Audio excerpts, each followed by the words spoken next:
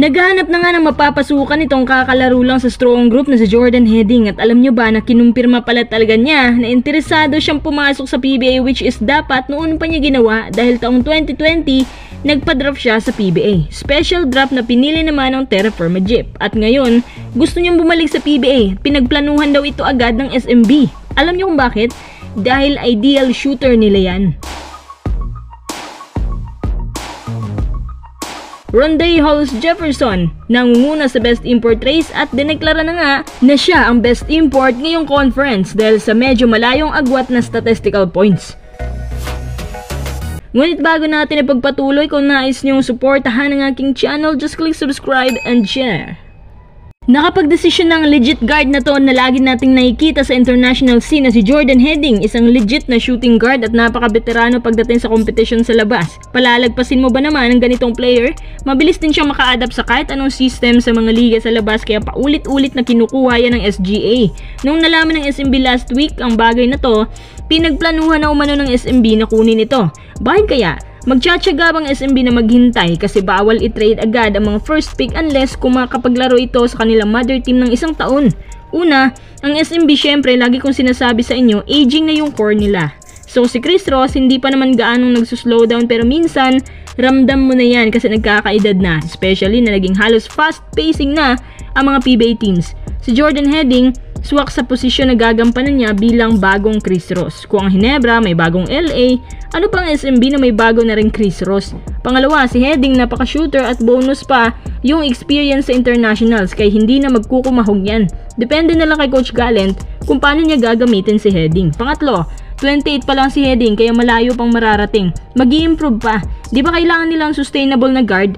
Si Jordan Hedding na yun. Pang-apat, si Hedding may winning mentality. Pero ito, hindi lang ako sigurado kung babagay ba si Hedding sa SMB. Si Hedding kasi role player. Ibig sabihin, by rotation talaga siya at dapat isang chemistry team ang SMB. Malikot na player si Hedding pero simpleng-simple gumalaw. Pang old school pero sobrang effective. Consistent pa yan kahit saan dahil mataas ang kumpiyansa. Siguro, bagay sa ibang independent team si Hedding kapag ganun. Syempre, dadaan muna si Hedding sa Terra Firma bago naman mapunta sa iba. Sa Terra Firma, tiyak na good backcourt duo yan ni Wami Chongson. Maganda din yung may isang nagtitimo ng mga kagaya niya. Pakiramdam ko rin, may ibang klaseng leadership sa Hedding. So ano sa palagay niyo mga kuys? Ngayon na plano pala ng SMB na kunin siya, babagay kaya ito sa kanila?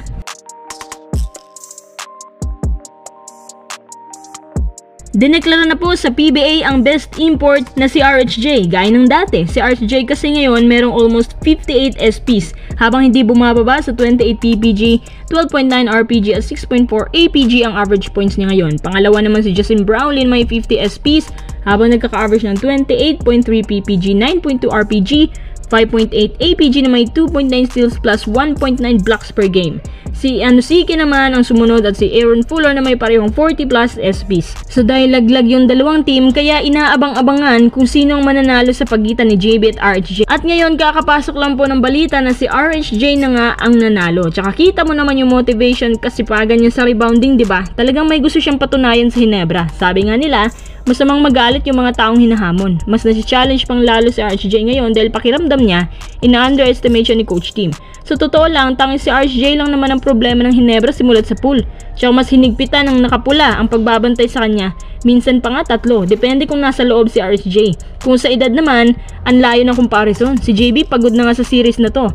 Inaamin niya na dahil nagkakaedad na, nagkakaroon siya ng cramps, which is normal naman na nangyayari sa mga atleta, lalo na kung may edad.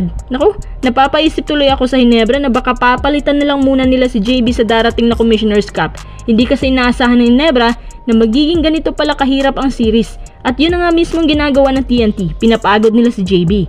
Kaya hindi mo talaga pwedeng kumpara ang dalawa dahil sa kanilang edad. Kung puro prime sana yan, ibang usapan na. Pero congrats nga pala sa iyo, Rondé Hollis-Jefferson.